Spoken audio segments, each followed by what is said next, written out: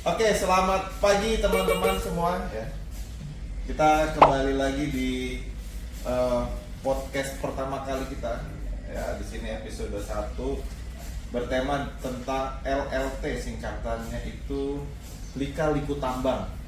Yang dimana saya sendiri adalah Doni Haji Pratama ya, perkenalkan. Dan rekan saya ini yang ada di sebelah kanan sebagai yang nantinya akan berpartisipasi ya dalam podcast ini untuk menanyakan narasumber kita. Oke, narasumber kita pada pagi hari ini mungkin teman-teman kita perkenalkan terlebih dahulu ya. Mungkin dipersilakan dengan siapa Pak? Ya, halo, salam kenal semuanya. Saya Reza Pahlevi dari Engineering. Ya. Jadi Pak Reza Pahlevi ini narasumber dari Departemen Engineering ya. Dia sebagai Superintendent Engineering. Nah mungkin pagi hari ini ya, karena juga bertepatan pada saat kita mengambil video ini di bulan Januari ya, pukul 8 sekitar jam 8 pagi di tanggal 20 Januari 2024 sekaligus memasuki bulan K3 nasional ya di Indonesia, yang dimana pembukaannya tanggal 12 Januari sampai ditutup pada bulan 12 Februari. Berkaitan dengan di bulan K3 ini, sekaligus kita juga ingin mau menge-share ya, mau membagikan informasi-informasi terkait di seputaran dunia tambang. Ini bicaranya santai aja. Terus juga karena yang kita tanyakan pada pagi hari ini adalah dari Departemen Engineering. Jadi mungkin bisa disampaikan dulu nih Pak Reza, Departemen Engineering ini tugas terus fungsi tujuan dari kegiatan pertambangan itu apa sih? Ya, sebenarnya saya akan jelaskan pertama sebenarnya posisi di engineering ini di bagian pertambangan ya.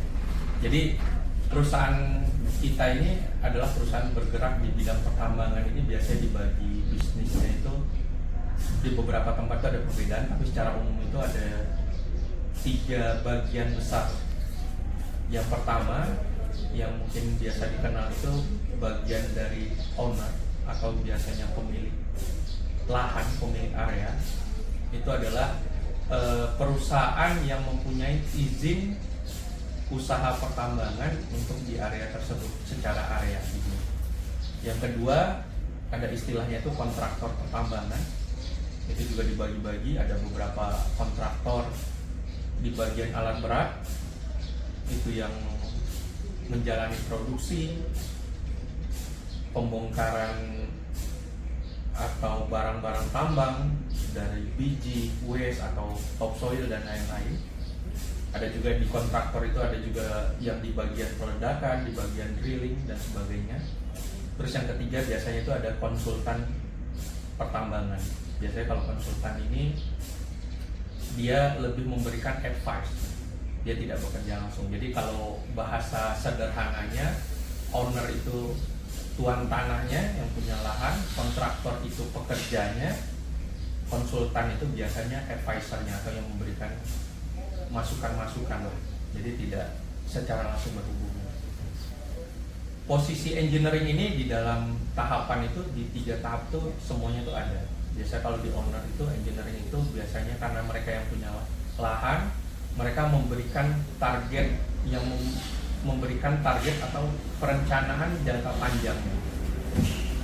Di beberapa tempat ada juga biasanya dikasih 3 tahunan, 5 tahunan atau rencana tahunan, dan itu yang diberikan sebagai target untuk ke kontraktornya. Secara umum seperti itu, walaupun mungkin di beberapa perusahaan itu sistemnya jadi berbeda. Terus yang di kontraktor itu juga ada engineering ya, biasanya mendetailkan plan-plan yang tahunan tadi ke dalam bentuk plan bulanan, plan 2 mingguan, plan mingguan sampai plan harian. Di situ juga ada departemen engineeringnya. Di konsultan pun ya tergantung, ada juga di konsultan di perencanaan biasanya juga disebut engineering. Di bagian geoteknikal biasanya juga ada beberapa tempat yang juga masukkan di engineering. Jadi secara umum engineering itu kita yang bertanggung jawab terhadap perencanaan. Jadi poinnya itu sebenarnya lebih ke perencanaan. Nah dari perencanaan itu kita yang memberikan guidance mau seperti apa tambang ini ke depannya. Jadi engineering itu bertanggung jawab dari awal sampai akhir. Selain perencanaan itu juga kita juga di engineering bertanggung jawab tentang rekonsiliasi atau pelaporan bagaimana plan itu terlaksana dengan aktualnya. Jadi di kita engineering secara umum juga bertanggung jawab terhadap perbandingan antara plan dan aktual. Jadi secara umum itu gampangnya Pak Doni di bagian perencanaan ya, kalau kita di engineering itu otaknya lah, kita yang memikirkan mau seperti apa, mau berjalan seperti apa itu suatu perusahaan, baik perusahaan tambang tadi di owner, kontraktor ataupun di konsultan. Jadi bisa dibilang engineering ini kayak desainer mau buat baju nih. Iya. Seperti itu ya. Iya, tetapi tidak cuma dari desain saja, termasuk tadi perhitungan bahannya seperti apa, pelaksanaan seperti apa, sampai nanti itu juga rencana-rencana pemasaran dan pengolahannya seperti apapun terkadang bisa masuk di bagian engineering. Oke, kompleks ya untuk engineering ini ya. Betul. Oke, mungkin Pak Janjang mungkin ada Oke, yang mau ini kan obrolan santai ya Pak Iya, Doni sama Pak Reza, santai aja. Atau perlu minum, kita panggilkan artis kita yang Oh, hari ini. sebentar saya ambilkan minum. boleh. Aduh, sambil nunggu Pak Reza, ya kan Oke. nggak usah tegang. Ya memang AC-nya dingin, dan ini Januari musim-musim hujan. Jadi ya cuacanya cukup lah. Apalagi kita di kontraktor yang ada di dataran yang cukup tinggi lah ya, di area Likupang Timur, Sulawesi Utara, ya kan, yang dimana cuacanya juga ya kadang panas, tapi lebih banyaknya dingin lah ya dibandingkan di kota-kota besar seperti itu. Siapa yang mau nanti ke Manado, mampir aja nanti di Likupang Timur, bisa ketemu Pak Reza, saya, ataupun nanti Pak Doni lah, seperti itu. Ya nggak Pak Reza? Betul sekali. Ya seperti itu sambil menunggu minum. Ini saya buatkan kopi espresso ya. Espresso. Agak panas. Oke, terima kasih banyak Pak Doni.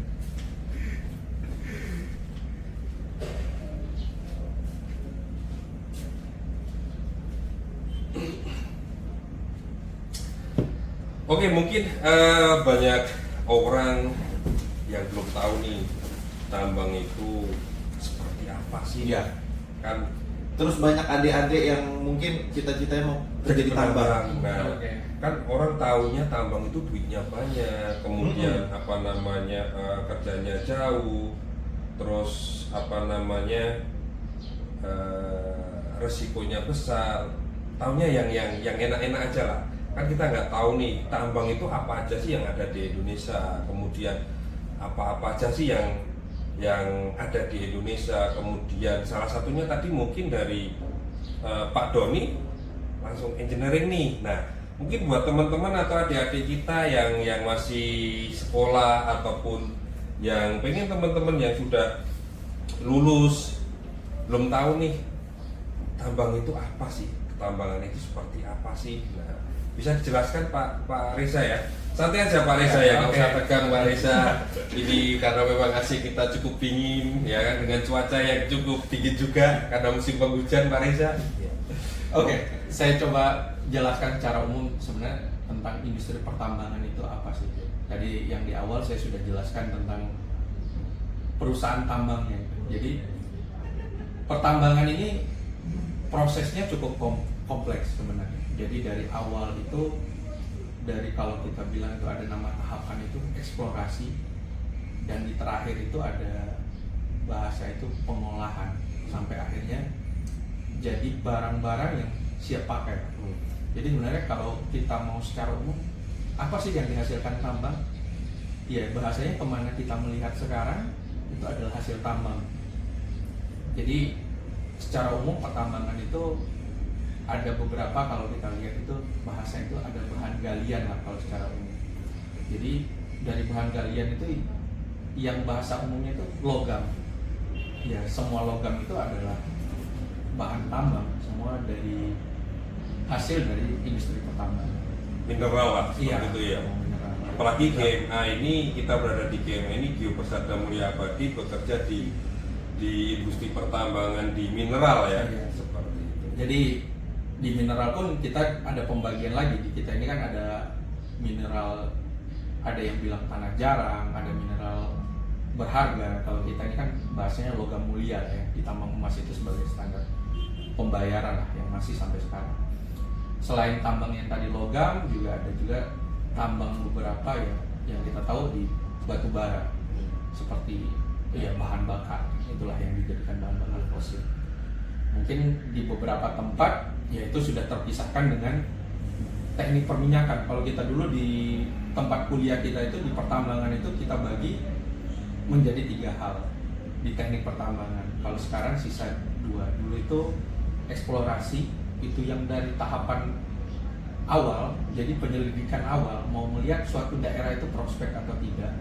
Kedua ada tambang umum, ya itulah sebenarnya kita kerjakan, itu sudah di produksi tambangnya. Yang ketiga itu di pengolahan.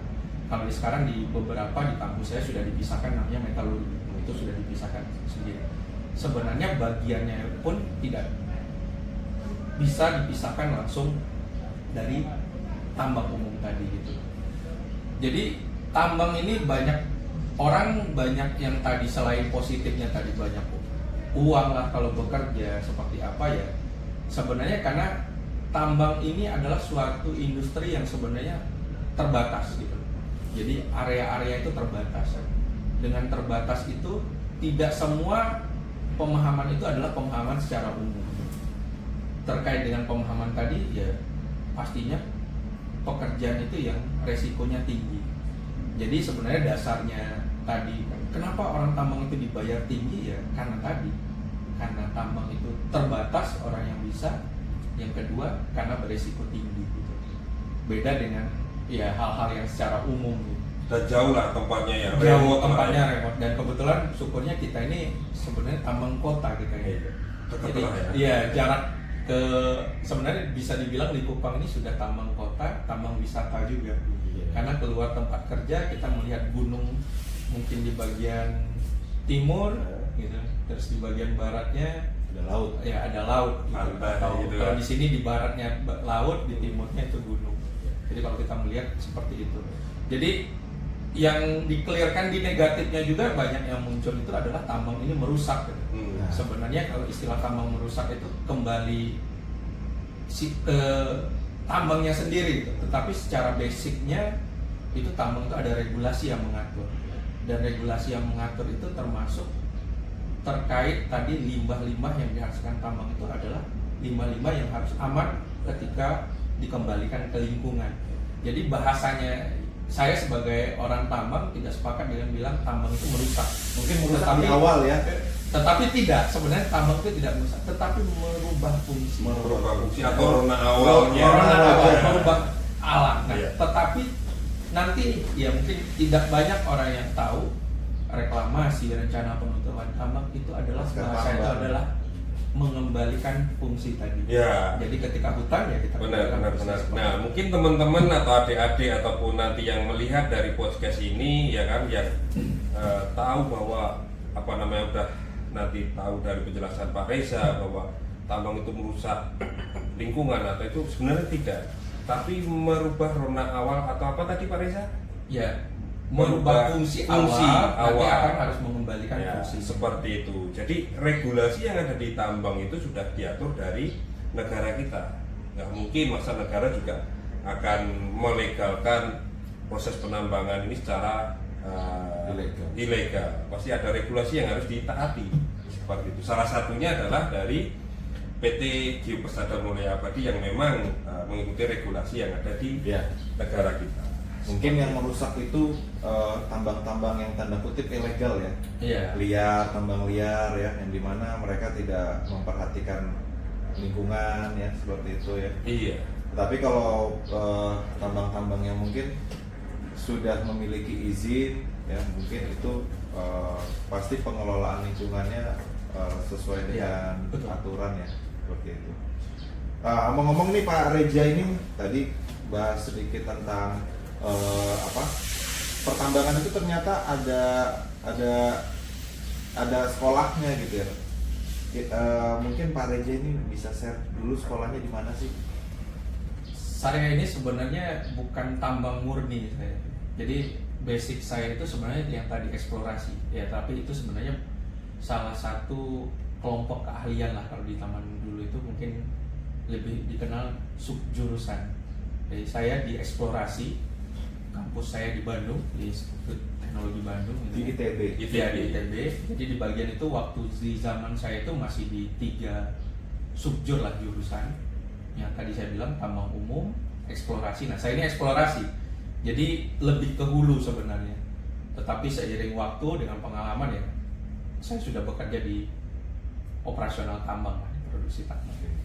Jadi Yang sering terakhir lewat produk tuh ya. pengolahan. Iya, Belajar ya belajar. sama yang senior gitu. Oke, mungkin ada lagi Pak Ninja. Ya mungkin apa namanya buat teman-teman atau adik-adik ataupun orang yang nanti lihat ini juga bukan semata-mata kita masuk di tambang itu susah atau apa ya, memang hanya orang-orang yang bisa dan memiliki keahlian khusus seperti itu yang masuk di dunia pertambangan itu, yang dimana kita juga cukup harus mempunyai mental dan fisik yang kuat ya Pak Reza ya. Betul. Bukan cuma kita bisa, tetapi fisik sama mental kita juga nggak jadi ataupun nggak punya, ya pasti ujung-ujungnya juga nggak akan betah dalam dunia pertambangan kan, seperti itu. Apalagi tadi Pak Doni lokasinya yang jauh, mungkin kita beruntung ya di sini, di mana di GMA ini yang setnya ada di Likupang dekat Manado, yang tadi dekat pantai ya kan, dekat dengan kota Manado ya kan. Tetapi buat tambang-tambang yang jauh nih, ya pasti resikonya sudah harus diketahui dari awal kan, jauh dari keluarga, kemudian kadang susah sinyal kan gitu. Jadi jangan sampai ketika sudah masuk tambang nih, bagi pemula-pemula juga ya kan, jangan sampai aduh kok kayak gini ya di tambang kok susah. Nah, jangan sampai membayangkan yang bagus dulu kan, seperti itu. Harus siap mentalnya dulu ya, jauh dari keluarga salah satunya kan, seperti itu ya kan. Pak Reza kan jauh dari keluarga ya, Jauh sekali. jauh sekali ya kan. 8 jam. Nah, 8 jam. apalagi Pak Reza kan memang aslinya dari mana Pak? Saya dari Sumatera. Dari Sumatera, Dari Jambi. dari Jambi. Nah, Jambi ke Manado itu jauh Pak Don. Pak Don dari mana? Kalau saya pulangnya ke Balikpapan. Balikpapan, Kalimantan Timur kan? Kalimantan Nah, Timur. saya sendiri juga dari Kalimantan, Palangkaraya, Tengah, Kalimantan Tengah. Nah, harus siap jauh dari keluarga kan, seperti itu. Ya memang ya itu resikonya penambang. Penambang. Iya kan, seperti itu ya.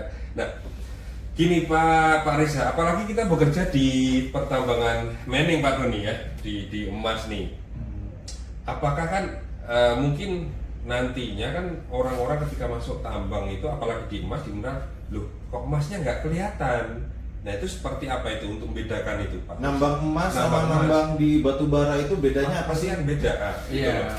Itu. Kalau secara penampakan ya itu emas ini, makanya kalau di cewek-cewek itu ketika dikasih emas itu sangat beruntung sekali karena emas Meleleh. itu ya karena di balik terbentuknya emas itu sampai menjadi perhiasan itu perjalanannya cukup panjang gitu. Oh cukup Kalau panjang Pak Reza. kita saja di yang orang yang kerja di emas ini, kita tidak melihat bentuk emas itu seperti apa, karena proses emas tadi dari bongkahan batu yang besar, yang itu kalau di lapangan itu bentuknya sama ya. Tanah lah ya, iya, bentuknya tanah lah ya. tanah batu seperti Batu itu, batu gitu, ya. bongkahan seperti itu, dan itu tidak seperti bayangan kalau di film-film itu ngelihat Langsung bentuk bentuk cincin gitu kan. Nah, biasanya dan ditemukan di batuan, tidak langsung seperti batangan itu. emas, kotak-kotak Batangan gitu. emas, ya tidak seperti itu. Jadi prosesnya itu cukup panjang, dari batuan itu yang itu eksplorasi tadi diledakkan, dan itu yang membentuk itu kalau kita sampai di bagian kita di tambang, yang kita keluarkan masih batu-batu yang sama gitu. Tetapi di dalamnya itulah ada yang tadi yang Kandungannya itu ya. emas itu yang nanti akan diolah dan digabungkan akhirnya jadi bentuk yang emas. sama itu. Memang ada di beberapa tempat ada yang tambang itu yang berbentuk seperti jempol, mungkin ada yang lebih besar. Sudah berbentuk. Sudah berbentuk emas. Sudah berbentuk. Tetapi itu sangat jarang sekali. Biasanya kalau kita istilahnya itu nugget. Oh, Nugget itu iya. memang bentuknya tuh ya emas murni lah yang kita bentuk. Itu murni itu. Iya, bukan itu ada. campuran. Itu ada. Ada di Itu Indonesia ada. ya. Di Indonesia ada di beberapa tempat. Saya lupa juga, nanti boleh searching di Google kan. Searching Yang di Google, terbesar guys. seperti apa. Tetapi pengolahannya itu ya beda. Yang tadi kalau di batu bara kita bisa melihat, orang awam pun bisa melihat karena bentuknya. Perbedaannya dengan batuan yang dibongkar itu dia signifikan berbedanya, hitam, gelap dan seperti apa. Kalau di kita ini gambarannya saja 1 ton ya, mungkin bisa dilihat standar 1 ton itu 1000 kilo. Dari 1 ton itu kebanyakan emas itu di bawah 1 gram ya, rata-rata optimal itu 5 sampai 10 gram itu sudah tinggi. Dari 1000 kilo. Dari 1000 kilo cuma dapat. Iya. Tadi paling cuma Or ya, maksudnya 5 or gram. ya? Iya. 1 ton or. Iya, itu kan ada yang di kita gram per ton itu. Hmm. Nah, berarti 1 ton 1000 kilo. Or. Yang tadi or yang kita bilang batuan. Batu. Itu, batuan. Or itu kan adalah batuan yang mengandung Emas. tetapi dia masih ekonomis. Oke. Nah, yang kita sebut or itu yang dapat itu cuma 5 gram. Dan itu pun seiring dengan proses pengolahan pun 5 gram itu tidak murni karena setiap proses itu pasti ada yang akan terbuang Oh, gitu. iya. Tetapi dengan kadar yang kecil. Nah, yang kita dapat ya kita dapat 5 gram. Coba bayangin 1000 kilogram, 1 ton itu kita cuma dapat beberapa gram saja. Berarti kalau yang sampai di kita jadi anting-anting itu 1 gram itu yang dibongkar itu ribu ton lah ya. Nah ini buat cewek-cewek nanti kalau dapat suami yang ngasih atau cowok ngasih emas harus disimpan itu. Ternyata prosesnya cukup rumit juga ya Pak Reza, Pak Doni ya. Jadi cewek-cewek kalau nanti dapat suami penambang ya kan, dikasih perhiasan, disimpan baik-baik, dijaga, dirawat suaminya, kan seperti itu. Artinya, ya kan Pak Reza ya. Artinya dihargai lah. Dihargai lah ya. Ternyata oh seperti ini nih. karena kalau bahasa dramatisnya di balik 1 gram emas itu ada keringat, air mata dan darah yang menetes di Asik. situ. Itu guys, jadi itulah apa proses terbentuknya emas ya. Jadi Belum lagi tambahannya resikonya. Resikonya pada saat hujan panas saja panas. bahaya ya, apalagi Iya. malam. Nah, apalagi di tambang hampir semua tambang lah ya. Apa kerjanya itu 24 jam non-stop. Nah, bayangin aja nih buat cewek-cewek yang ada di luar sana, wanita-wanita yang masih single ya ini ya. Carilah orang tambang. Carilah orang tambang. Iya. Biar seperti itu. Ini bukan promosi, Iya. tapi ya itulah. Karena gini, setiap langkah jalannya itu penuh dengan jihad. Iya. Ini berat ini. Oh gitu ya. Ya, Ini iya, berat benar. ini. Tapi memang apa namanya di dunia tambang terutama di Indonesia memang banyak sih ya resiko yang mungkin teman-teman atau yang nanti melihat ini dengar atau berita kasus meninggal atau tabrakan, yaitulah resiko tambang yang dimana tadi di awal yang sudah disampaikan bahwasanya bukan cuma uangnya saja yang harus dilihat, tetapi beberapa hal yang harus dilihat juga seperti itu ya Pak Riz ya. Betul. Ternyata tambang itu juga ini ya Pak Riz ya, rumit juga ya, Sangat rumit ya. Iya. Kalau orang lihat kan gampang kan gitu ya, ternyata rumit ya. Masuk aja juga susah ya Pak Don ya, harus lewati beberapa tahapan kan seperti itu. Tapi pada awal pertama kali kerja itu mungkin Pak Doni juga, Pak Reza, Rezanya lah ya. Rasanya gimana? Happy kah atau gimana kah Iya. awal-awal dulu nih? Iya, kalau saya karena dieksplorasi sebenarnya dari gambarnya itu dulu masih kecil ya. Saya rasa tidak ada di zaman kita dulu lah ya, terutama ya. Nggak tahu kalau sekarang. Tidak ada cerita orang yang bermimpi jadi penambang gitu kan. Tidak ada yang bermimpi. Kebanyakan cita-citanya itu jadi presiden, dokter, gitu kan? Pilot kan.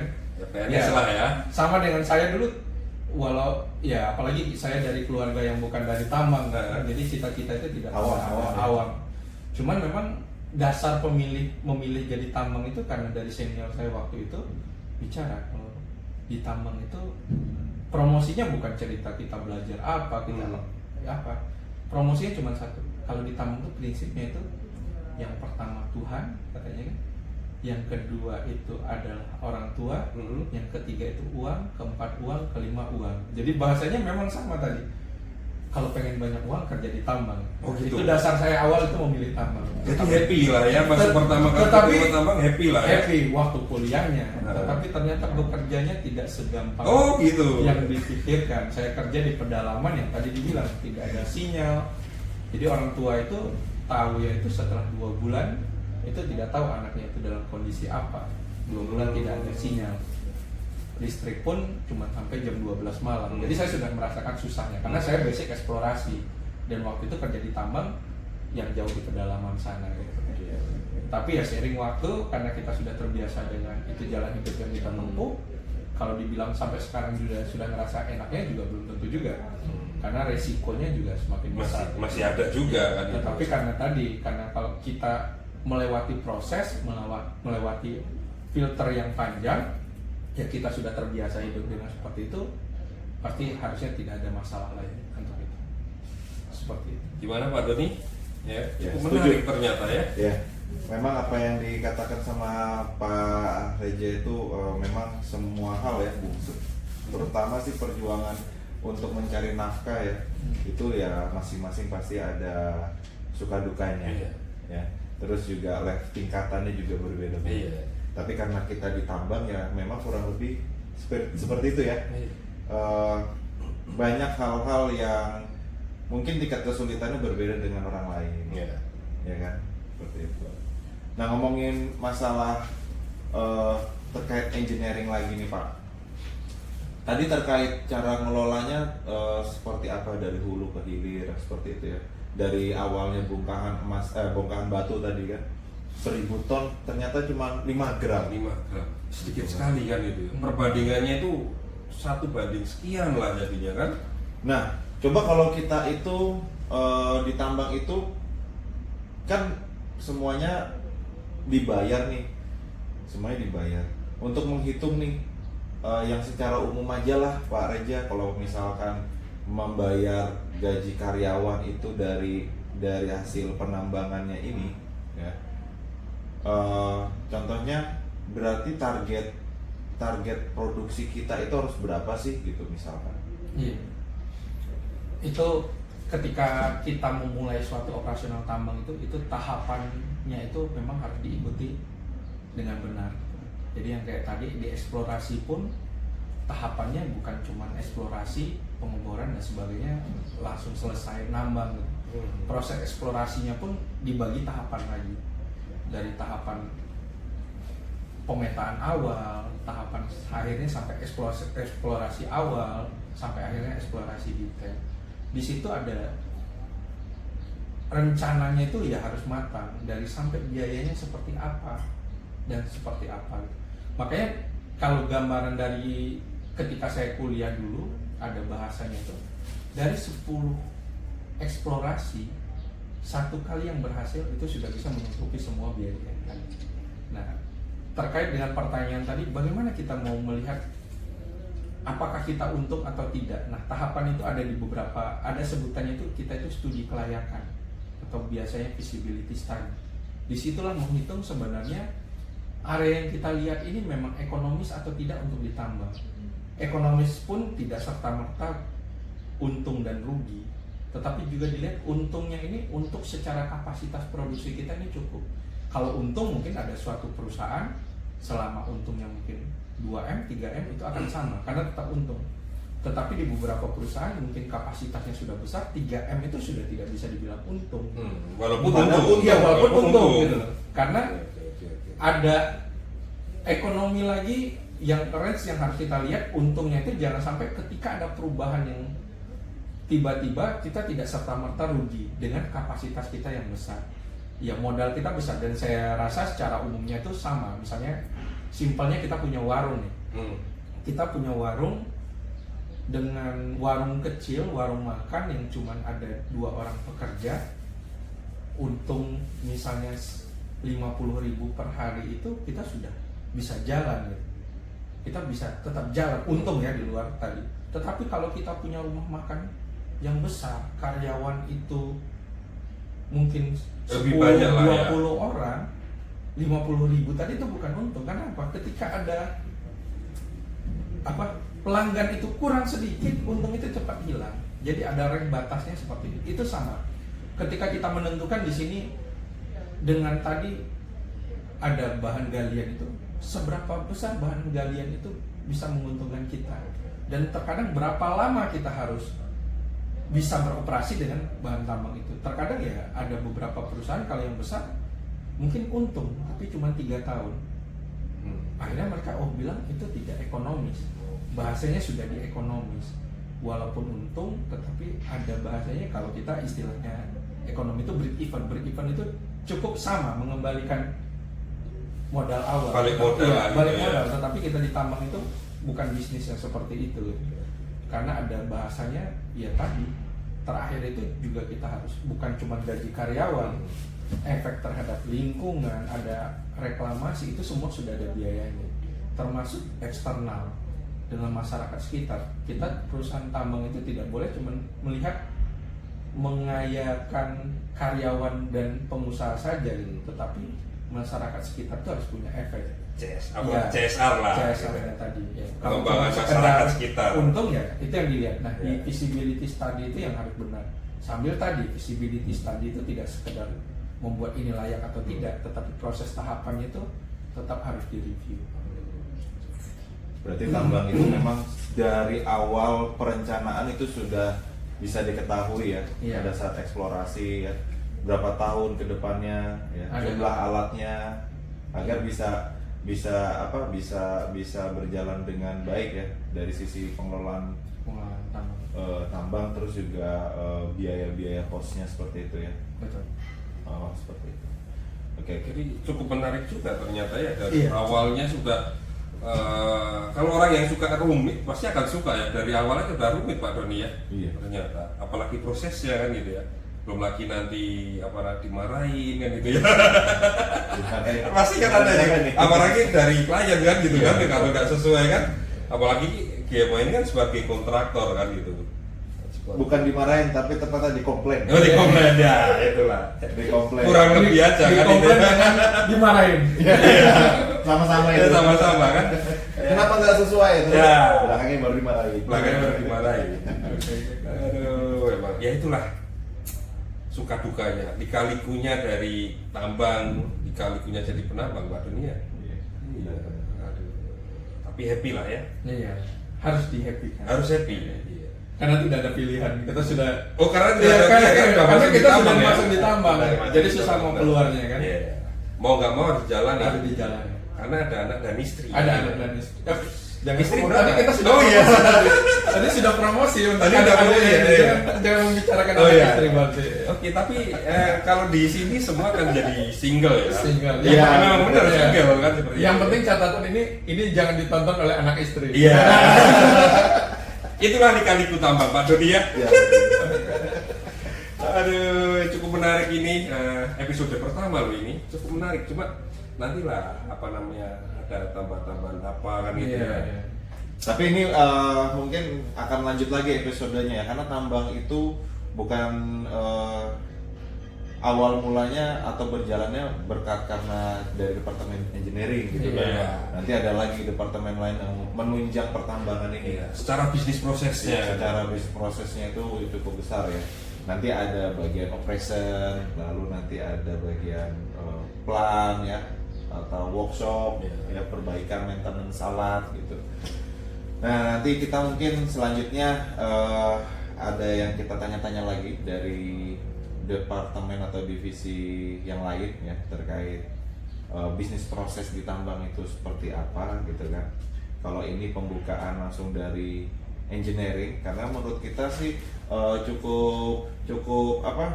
cukup selaras nih dengan kalau mau dibahas tentang tambang gitu kan Pak Reja ya. Iya.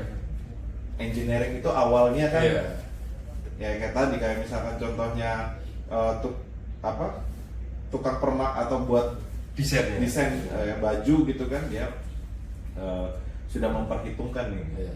besar dadanya gitu kan, pinggulnya gitu ya, biayanya berapa gitu kan per meternya, seperti itu. Oke. Ya cukup menarik sih jadi ya Pak Doni ya. Jadi memang tambang itu bukan cuma jalan di satu sisi, tapi banyak jalan yang yang harus dilalui, dan banyak departemen dan bersangkutan dengan orang-orang kan, seperti itu ya. Dan memang episode pertama ini ya asik, langsung dari pimpinan departemen langsung ini Pak Doni yang cukup menyita, iya, pengalaman dan menyita waktu loh. Ini mau loh beliau ini kita ambil orangnya langsung dan kita tanya-tanya. Jarang-jarang ini Pak Reza ini Karena kesibukannya cukup. Iya. Karena Kita tadi ya. informasinya ada honornya katanya. Tidak pakai datang. Iya, nanti di sini ada sponsornya. Oh, ada Ya. sponsor. Karena belum ada sponsor, Karena jadi belum ada belum ada. sponsor, jadi belum ada. Jadi buat teman-teman yang mau sponsor boleh lah di sini kita pasang. Oke, kalau gitu kita Ada pesan-pesan dulu Pak Doni. Oke, pesan-pesan mungkin dari Pak Reza Pak Reza ini. betul sebagai superintendent ya. Ya, pimpinan engineering di Geopersada Mulia Abadi. Iya. Jadi sebenarnya pesan yang dari awal itu yang penting ya, teman-teman semua, pikiran terhadap tambang merusak itu secara konsep itu harusnya tidak ada. Karena dari proses awal tadi tahapannya cukup panjang. Salah satu dari proses awal pun yang biasanya tambang merusak lingkungan itu ada nama itu AMDA, analisa mengenai dampak lingkungan. Dan itu adalah satu hal yang wajib disodorkan di awal ketika ingin membuat izin untuk operasional tambang. Dari eksplorasi pun biasanya itu ada dari awal. Tetapi ya ketika kenapa di lapangan proses ya kita bisa lebih lihat itu oknum gitu. Nah oknumnya ya kalau kita lihat tambang itu merusak ya bisa jadi oknumnya dari tambangnya sendiri atau seperti apalah, nanti bisa dilihat masing-masing. Tetapi secara basic ya kita tidak, saya sebagai praktisi tambang, orang yang bekerja di tambang, kita ya kita tahu bahwa secara aturan semua itu sudah dibuat gitu. Tahapan itu semua sudah ada. Jadi bahasa tambang itu merusak itu tidak, merubah bentuk itu ada gitu. Karena kita dari gunung yang kita buat, tetapi kita nantinya di air tambang kita akan mengembalikan fungsi. Itulah reklamasi atau RPP, rencana perlindungan tambang itu harus mengakomodir itu.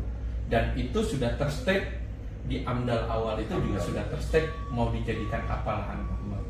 Itu sih yang mungkin sampai sekarang, terutama di sekarang ini lagi green inilah ya, apa tentang lingkungan gitu kan.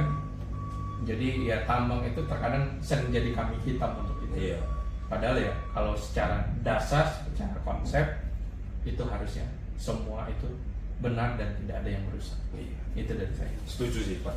Setuju. Gimana Pak? Setuju? Oh, setuju banget. Setuju banget. Harus Iya kan? setuju. Iya, memang setuju kita. Setuju kita, ya. Memang yang tahu pasti akan setuju kan gitu. Tapi yang nggak tahu kan bisa kemana-mana kan. Benar-benar seperti itu. Oke, terima kasih Pak Reza atas penyampaiannya tadi, cukup luar biasa ya. Ini juga buat informasi buat teman-teman semua bahwa pertambangan itu awal mulanya seperti itu ya, khususnya di tambang emas. Oke, kita lanjut lagi nanti minggu depan ya, mungkin kita undang lagi narasumber yang lain ya. Di episode kedua Di jadi. episode kedua. Tapi jangan lupa, bagi yang mau sponsor kita tampilkan nanti di sini, Untuk, ya kan? minimal untuk honor tamu undangan. Oke. Oke, terima kasih buat semuanya. Kita akhiri, assalamualaikum warahmatullahi wabarakatuh. Waalaikumsalam warahmatullahi wabarakatuh.